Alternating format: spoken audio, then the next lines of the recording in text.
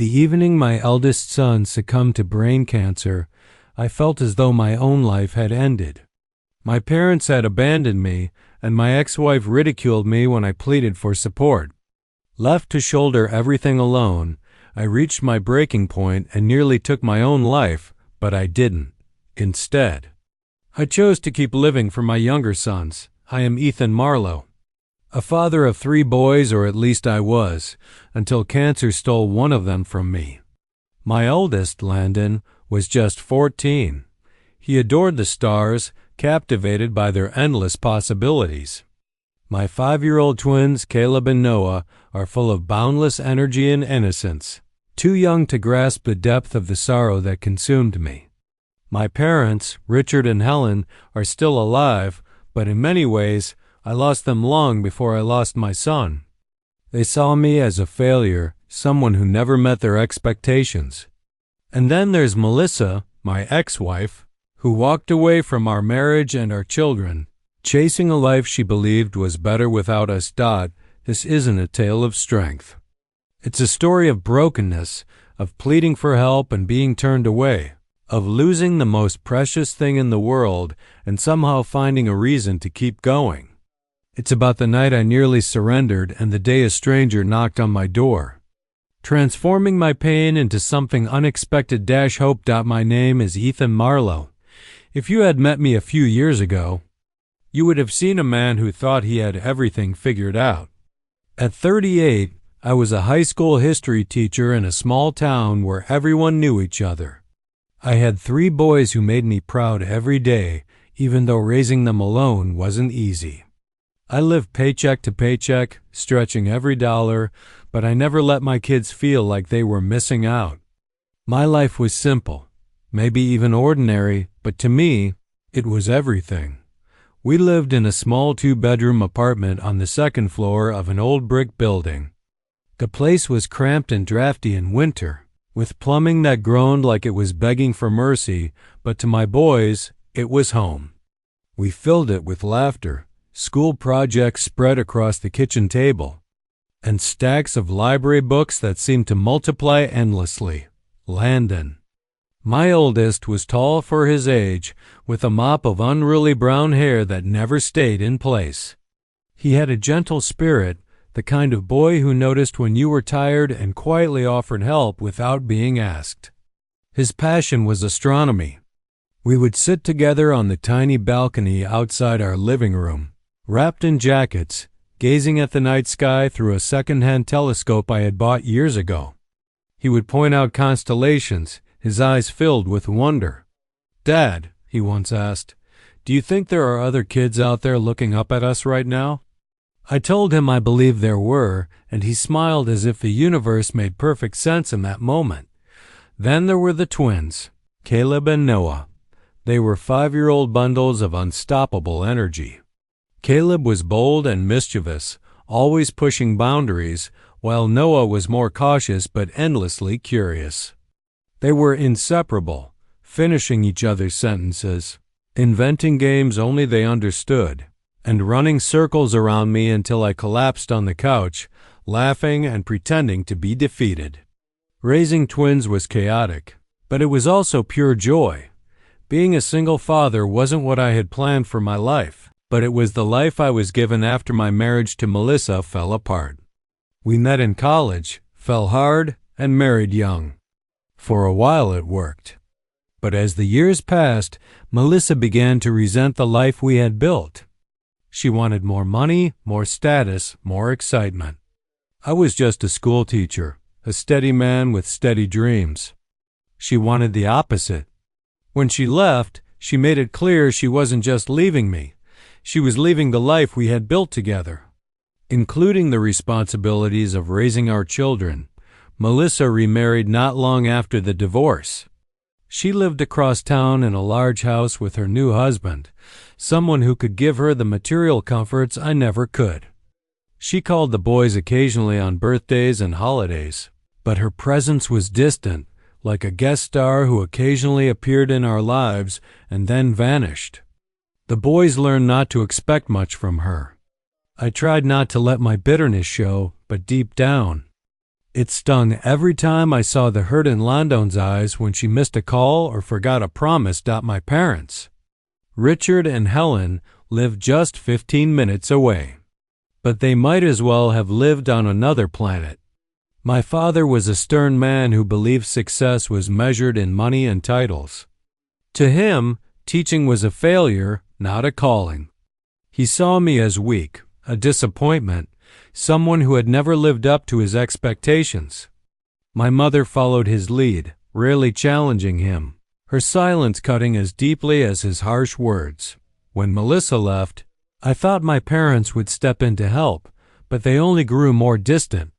"You chose this life, Ethan," my father said once when I asked for help with the twins. "You need to handle it." I quickly learned not to rely on them. Still, even with all of that, my life felt full because of my children.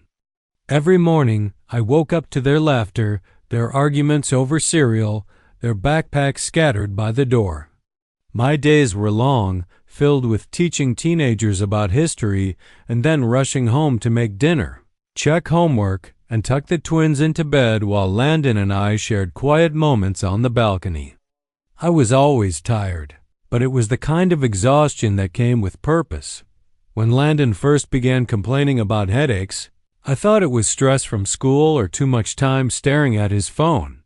When his vision blurred and he grew dizzy, I told myself it was just exhaustion. But then the headaches became unbearable. One night, he collapsed in the kitchen while reaching for a glass of water. I rushed him to the hospital, my heart pounding with a fear I couldn't put into words. That night marked the beginning of everything unraveling. The doctors ran tests, their faces carefully neutral as they spoke in calm, measured tones. Then they told me what no parent ever wants to hear: a tumor, brain cancer. Words that shattered the fragile world I had built for my family. I remember gripping the edge of the hospital bed, my mind refusing to accept what they were saying, my eyes fixed on Landon's pale face. He was only 14. He still had dreams of standing at the edge of the Grand Canyon, of building rockets, of growing up. My boy, who loved the stars, was now fighting a disease that threatened to extinguish his light. That was the moment everything changed. My classroom lessons, my struggles with Melissa, my father's disapproval, all of it became meaningless compared to the fight ahead.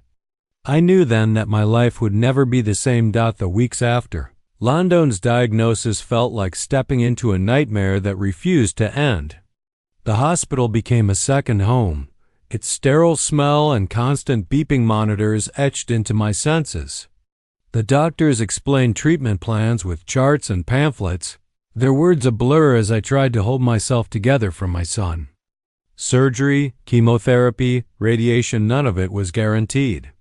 All I could see was Landon lying in that bed, his once bright eyes dulled by exhaustion. And all I could think was, how do I keep my family together while the world falls apart? The problem wasn't just the cancer, it was life itself. I was a single father with a full-time job and 3 children, one of them critically ill. The twins, Caleb and Noah, were only 5.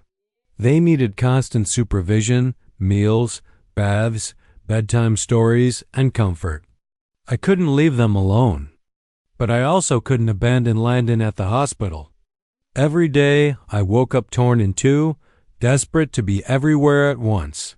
Knowing I was failing in both places. At first, I tried to manage on my own. I brought coloring books and toys to the hospital so the twins could stay with me while I sat by Landon's side. They would play on the floor of the waiting room, their laughter cutting painfully against the sound of doctors' footsteps and crying families. The nurses were kind, offering snacks or keeping an eye on the boys when I had to speak with doctors, but I knew it was unsustainable. The twins deserved stability, not endless hours in hospital corridors. So I did the only thing I thought I could do. I called my parents. I dialed their number late one night, my hands shaking, my voice raw from days without sleep. "Mom, Dad," I said, trying to steady my voice, "I need help." London's treatments are starting tomorrow, and I can't bring Caleb and Noah with me every time. Can you please watch them? Just for a few hours, a couple of days a week." There was a pause on the other end. My mother's voice came first, quiet and uncertain. "Ethan, we're too old for that kind of responsibility. You know how your father feels." Then my father took the phone. His voice was sharp, cold. "Ethan, you made your choices. You decided to be a teacher. You decided to marry that woman.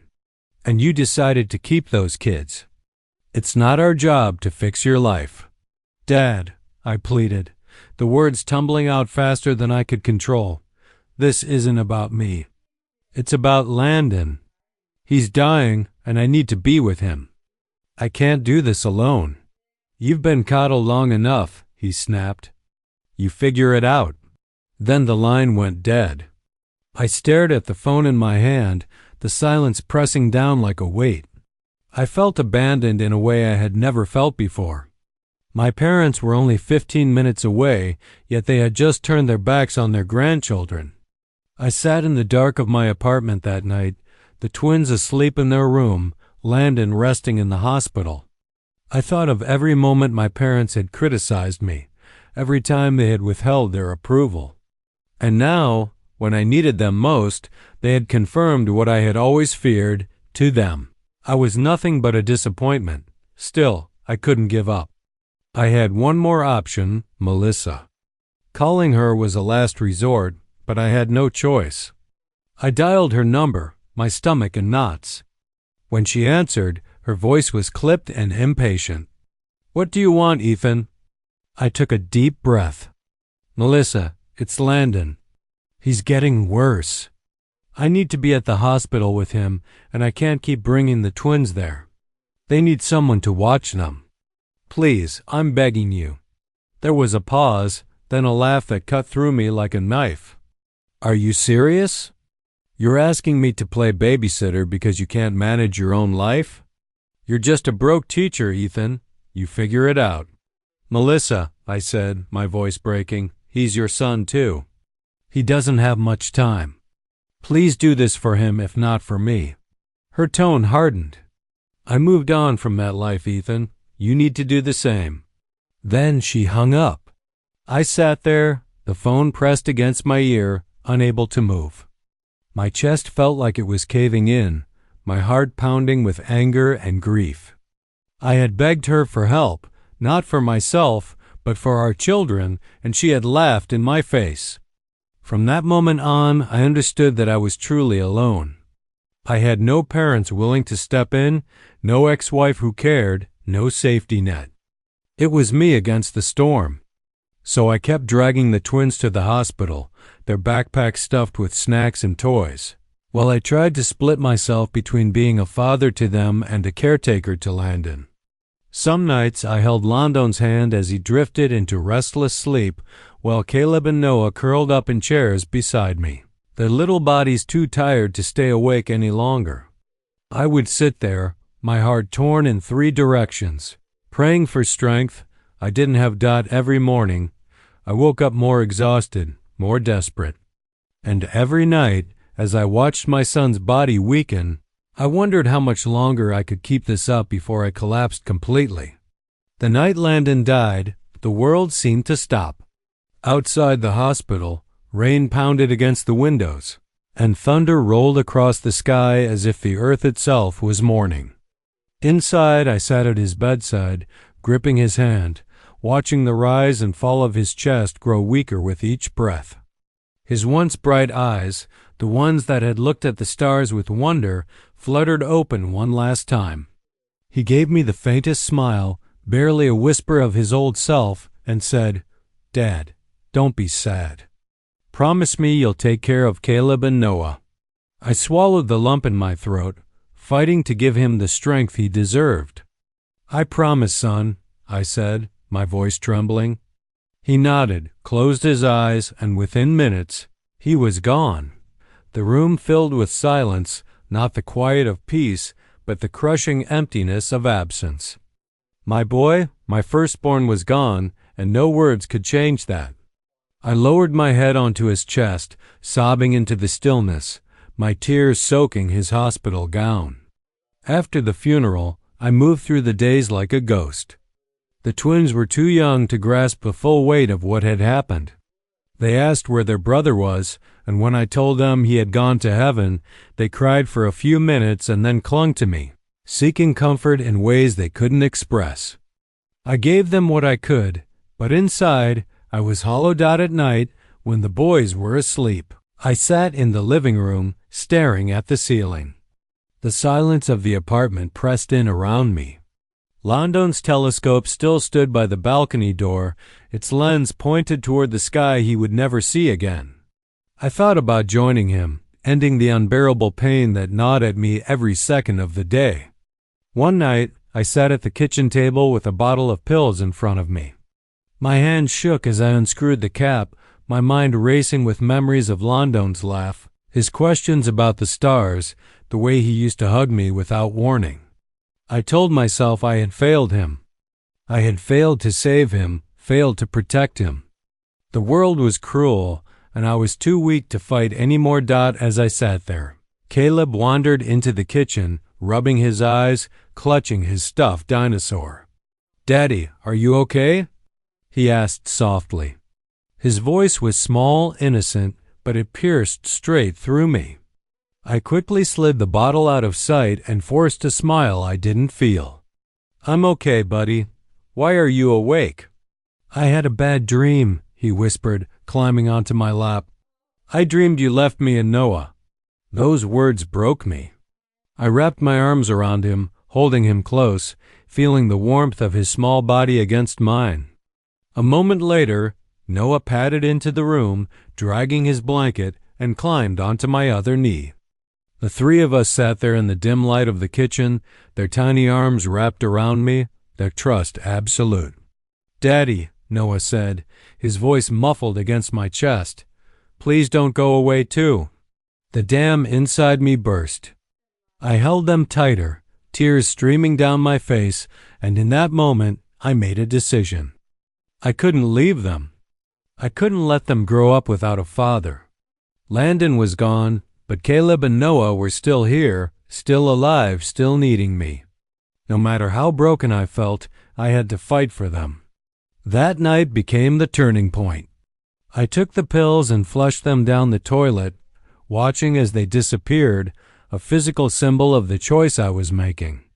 I was choosing to live not for myself, but for my remaining sons. The days that followed weren't easy. Grief still weighed on me, heavy and unrelenting, but I began to shift my focus. I started small. I cooked the boys' breakfast, even if it was just scrambled eggs and toast. I walked them to the park, letting them run and play, their laughter cutting through my sorrow like sunlight through storm clouds.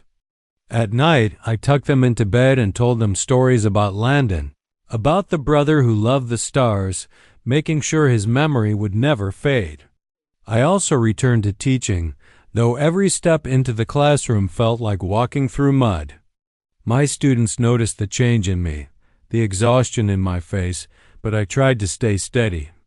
Teaching gave me structure, something to hold on to when everything else felt uncertain. I began to rebuild myself piece by piece, not because I was strong, but because I had no other choice. Caleb and Noah needed me. They needed stability, love, and guidance. They needed a father who would stand in the storm and refuse to be blown away. And as I clung to that purpose, a strange thing happened. A small ember of hope began to flicker inside me. It was fragile, barely noticeable, but it was there. I couldn't bring Landon back, but I could honor him by living, by keeping the promise I made at his bedside. 1 week later, when I was just beginning to find my footing, there came a knock at the door. It was late in the evening. The twins were playing with blocks in the living room, their laughter filling the apartment. I stood hesitant, wondering who could possibly be visiting us. When I opened the door, I had no idea that the man standing on the other side would change everything again. The knock came softly at first, then firmer, as though the person on the other side wasn't sure if they should be there. I hesitated. Visitors were rare. Melissa hadn't spoken to me since the day she laughed in my face. My parents had vanished from my life, their absence a wound that no longer surprised me. I wondered if it was a neighbor, maybe someone complaining about the noise of the twins' laughter carrying through the thin walls. When I opened the door, the man standing there was a stranger. He looked to be in his late 40s, tall with streaks of gray in his hair and kind eyes that seemed unsettled as they met mine. He held a leather folder in one hand, his knuckles white from gripping it too tightly. "Are you Ethan Marlowe?" he asked, his voice steady but tinged with nerves. "Yes," I replied cautiously. "Can I help you?" He shifted his weight, took a breath, and said, "My name is Jonathan Hale. I believe I'm your brother." The words hit me like a physical blow. For a moment, I just stared at him, waiting for the punchline, for some explanation that made sense. My father had never once mentioned another child. My mother had never hinted at such a thing. The idea seemed impossible, absurd, and yet the man before me radiated sincerity. "My brother," I repeated, my voice sharp. Jonathan nodded. "I know this is a shock. I didn't know about you either, not until a few years ago. Our father, Richard, he had an affair when he was younger. My mother raised me on her own. I grew up knowing nothing about him, nothing about you. But when I started digging into my family history, I found his name and eventually yours. I felt anger rising in my chest, not at Jonathan, but at the man who had raised me. Richard, who spent my entire life judging me, belittling me, withholding his love. Richard, who let me beg for help and slammed the door in my face while my son lay dying. He had kept a secret this big, a son he never acknowledged, while treating me like I was nothing. I tightened my grip on the door frame, my voice shaking. "Why are you here now?" Jonathan lowered his eyes briefly, then looked back at me. "I heard about Landon. I know I'm too late to meet him, and I'm sorry. I know you don't owe me anything, but I didn't want to stay silent. I wanted to meet you, and I want you to know that you don't have to carry this alone anymore. I have the means to help. And more than that, I want to be here for you and the boys." Behind me, Caleb and Noah peeked out from the living room, their small faces full of curiosity. "Daddy, who is it?" Noah asked. I turned back to Jonathan, conflicted. My heart screamed to slam the door, to reject the intrusion of yet another complicated truth. But something in his eyes stopped me. They weren't the eyes of a man looking for redemption from his own mistakes. They were the eyes of someone offering a lifeline. "Come inside," I said finally, my voice low. Jonathan stepped into the apartment, his gaze moving to the boys. He knelt down to their level, a gentle smile spreading across his face. "Hi there, I'm Jonathan." Caleb tilted his head, suspicious but intrigued. "Are you Daddy's friend?" Jonathan hesitated, then glanced at me. I gave a small nod. "Something like that," he said softly. The boys, satisfied with the answer, darted back to their blocks, their laughter filling the room again. Jonathan watched them for a long moment, his expression unreadable, then turned back to me. "I know I can't replace what you've lost," he said, "but I've spent my whole life wondering where I came from, if I had family somewhere out there. And now, standing here, I think maybe we were both missing something. You needed someone, and I needed a place to belong. I can't undo the past, but I can be here now." I wanted to be angry, to push him away, to reject the reminder of everything my father had kept from me. But instead, I felt something else: relief. For the first time in months, maybe even years, I felt like I wasn't completely alone.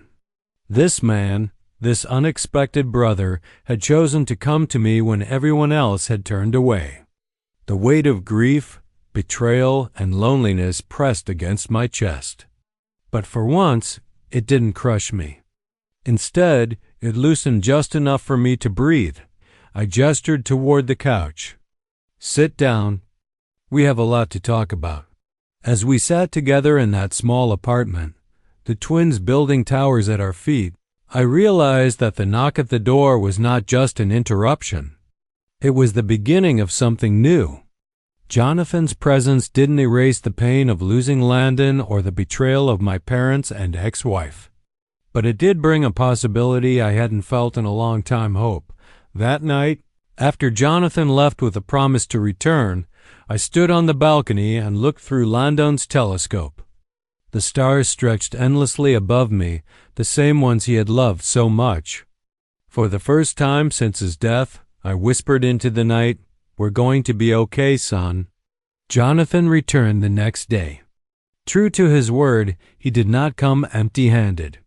He arrived with groceries, children's books, and even a box of Legos for the twins. He greeted them by name, already remembering who was Caleb and who was Noah. They rushed to him with the unfiltered openness only children can give, dragging him to the floor to build castles and towers. I watched from the kitchen, unsure of what to make of it. Part of me still bristled at the idea of letting someone connected to my father into my home. My anger at Richard had not faded, and I doubted it ever would. But as I saw Jonathan laughing with my sons, his eyes full of genuine joy, I realized that whatever sins my father had committed, Jonathan was not responsible for them. He was here, not because he had to be, but because he wanted to be. Over the following weeks, Jonathan became a fixture in our lives. He came by after work, helped with dinner, and offered to watch the twins when I needed a break. He even went with me to the cemetery, standing silently beside me as I laid fresh flowers on Landon's grave. He didn't offer empty platitudes or try to tell me the pain would pass. He simply stood there, sharing the weight without trying to lighten it, and somehow that meant more than any words could have. The twins adored him. They began to call him Uncle John, a title he accepted with tears in his eyes. He read to them at night, carried them on his shoulders at the park, and sat with them through their endless questions about life and death. When Caleb asked if Landon could see them from heaven, Jonathan knelt down and said, "I believe he can. And I believe he is proud of all of you." I had spent so long feeling abandoned that the sudden presence of support felt almost foreign. I struggled with it at first, still convinced that if I leaned on someone else, they would eventually walk away like everyone before. But Jonathan didn't walk away. He showed up again and again until slowly I began to believe that maybe he wasn't going anywhere. It wasn't just Jonathan's presence that changed me. It was what his presence reminded me of. For years I had measured my worth against the cold approval of my father and the scorn of my ex-wife. I had allowed their rejection to define me. But as I watched my sons giggle with their uncle, as I saw Jonathan invest in a family he had only just discovered, I realized I had been measuring myself against the wrong standards. Family isn't about who shares your blood. It's about who chooses to stand beside you when everything falls apart. My parents had refused to be there. Melissa had mocked me in my darkest hour, but Jonathan, a man who had no obligation to me, had chosen to step into the chaos and stay. The change didn't happen overnight. Grief still hit me in waves, unexpected and crushing. There were nights when I still sat by the telescope and cried until I had no tears left. There were mornings when I woke up wishing it had all been a dream. But little by little, I found strength in keeping the promise I had made to Landon. I poured myself into raising Caleb and Noah, teaching them kindness, resilience, and love. And with Jonathan's help, I began to believe that maybe, just maybe, we would be okay. One evening, as the sun set and the sky turned shades of orange and purple, the four of us sat on the balcony. The twins took turns peering through the telescope, squealing with excitement when they found the moon. Jonathan leaned back in his chair, smiling as he listened to them argue about whose turn it was. I sat quietly watching them, and for the first time in a long time, I felt a sense of peace. I thought about Landon and how much he would have loved this moment. I thought about the night he asked me to take care of his brothers, and I felt his presence in the laughter that filled the air. I whispered silently, "I kept my promise, son." Turning to Jonathan, I said, "Thank you for being here. You don't know what this means to us." He looked at me, his eyes steady. "No, Ethan, you don't know what this means to me. I spent my whole life searching for family, and I never thought I would find it like this. You saved me too." In that moment, I understood something I hadn't been able to see before. Loss had broken me. Betrayal had scarred me. But love had found its way back into my life in a form I never expected. I had learned that sometimes the people who hurt us are not the ones who define us. It is the people who choose us, who show up, who love us without condition, who become our true family. That night, after the twins fell asleep and the apartment was quiet, I stood on the balcony once more. The stars stretched endlessly above, and for the first time since Landon's death, I felt not just grief, but gratitude. I had lost my son, but I had not lost my purpose. I had found a brother I never knew I had, and together we were building a future that honored Landon's memory. This is what I carry with me now. No matter how dark life becomes, there can always be light waiting where you least expect it. Sometimes it comes in the form of a knock on the door, a stranger who turns out to be family, and a reminder that even in the deepest sorrow, love can still find you. That is my story. I lost my son. I was abandoned by the people I thought I could count on, and I nearly gave up. But I chose to live for my boys. And when I opened that door, I discovered that sometimes family is not who you expect, but who chooses to stand beside you when you need them most.